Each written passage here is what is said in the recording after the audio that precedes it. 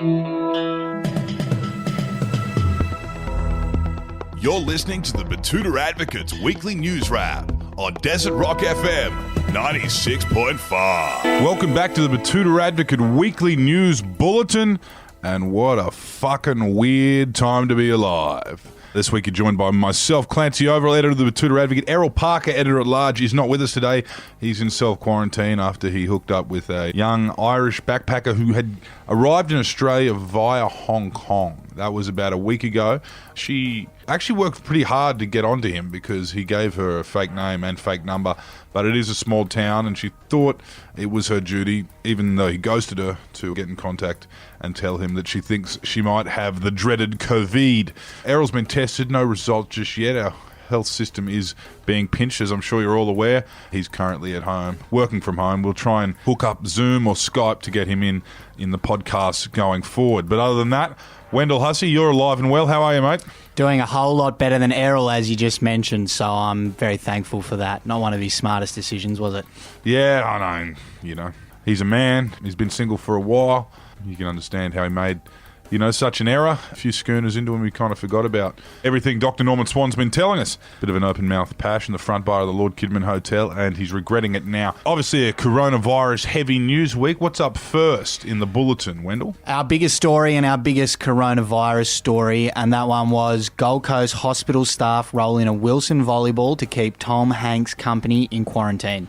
Oh, it was a no-brainer, really. After the Hollywood star was diagnosed with the virus, he must have contracted either in transit to Australia or on the Gold Coast. We don't know, and that's a concern.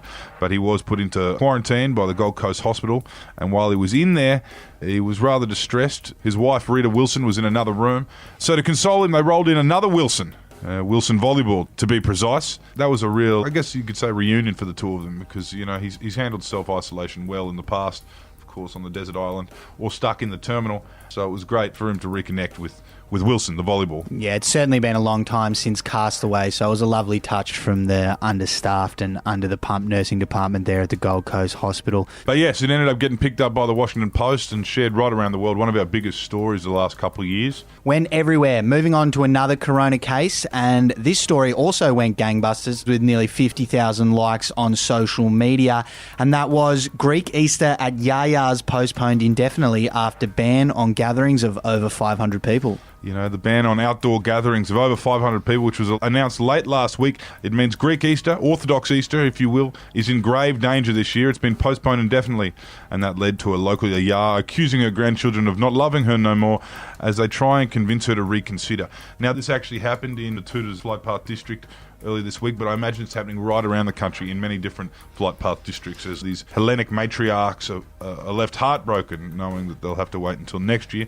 or perhaps, Christmas time to see their loved ones all in the same place. And understandably very frustrated because as it's only 4 weeks away, they've already all started cooking as well. So very difficult circumstances. Moving on to some other news affecting older Australians now, and nation's boomers unsure which of their homes they should work from. Lots of misinformation going around out there. One post-war couple from Betoota Grove invested quite well in the 1980s, and they're now struggling with the decision as to where they should be working from home in self-isolation as they take into account the government's new social distancing measures.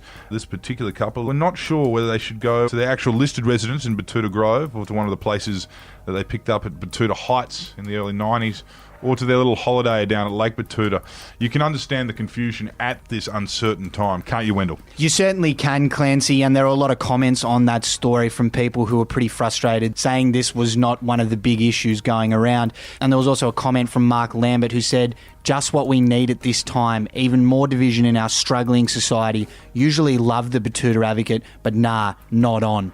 So very frustrated about that story. There you go. On to some panic buying news now, and report Apricot Delights by far the most underrated non-perishable. Yes, undeniable research confirmed by pretty much everyone in Australia has found that.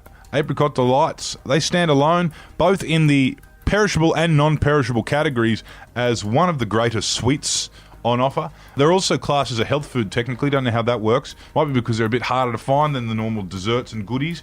Usually between the shelled pistachios and the muesli bars, you'll find the apricot delights. They are joined by dried prunes and licorice as the most underrated treats that can sit in room temperature indefinitely. Yeah, interesting. I don't know if the apricot delights will be underrated for much longer because there are a lot of comments saying that people were now going in and panic buying them as well. Follow the herd. Follow the herd. That's the easiest way through this thing. Moving on to sports news now, and Manly fans brave coronavirus to spend afternoon on the asbestos hill at Brookvale. Yes, I mean, after a long weekend of some questionable decisions, we probably didn't need to have those round one sold-out stadiums over the weekend. Bankwest Stadium in Parramatta, sold out. Bulldogs and Parramatta Eels. Townsville, it's a new stadium, Queensland Country Bank Stadium in Townsville, hosted the Queensland Derby between the Broncos and Cowboys, absolutely sold out, as well as Scotty from Marketing's mates held their Hillsong Colour Conference with thousands of people hugging and clapping. Not a good idea, but you know, Scotty had faith that God would save us, save his flock from the dreaded COVID. However, a smaller rugby league event over the weekend was a home match for Manly against the Storm at Brookvale Oval, where fans braved the grave warnings surrounding coronavirus to spend the afternoon sitting on the asbestos hill. Yeah, and that story went big, of course, because there was footage of the ball boys down there at Brookvale washing the ball in detergent, trying to make sure it was as clean as it could be after it went into the crowd, because understandably rugby league fans are not the most hygienic, really, are they? Unwashed masses. And of course, there is a deficit of live sport in this country at this very moment. Most sporting codes around the world have been actually banned, postponed, cancelled, except for the AFL. They're going ahead this weekend, I believe, spectator free. The Rugby League have announced that they will go broke if they don't go ahead. So a lot of options are being explored. There's the idea of moving them all, 16 teams, to a resort in North Queensland and playing the entire season up there in complete quarantine. Who knows? What we do know is if you are looking for sport or sport content, you can get it all on Kayo. Kayo are providing what remaining football matches we do have this season. They will be live on Kayo. You can watch mini matches. You can stream it live. They're providing a real morale boost to the country, I think, with some live sport there. I know I'll be watching the 2005 grand final of the Cowboys and the Tigers with that iconic Benji Marshall flick pass to warm me up for live Super Saturday action. Gets me going, that particular pass. And Newcastle Knights 97, of course. They have all the classic matches and any ESPN documentaries. 30 from 30, I believe. If you're interested in following the careers of famous college basketballers in the 1980s, get on that. And it's worth noting, I don't think they go back far enough for when the Eels were good. That's the only thing, Eels fans. Sorry about that, Sterlo. Anyway, that's enough from us this week. Thank you for tuning in. Stay safe, stay clean, wash your hands. God bless. I'm Clancy Overall. Thank you for listening. And I'm Wendell Hussey. Until next week, hopefully.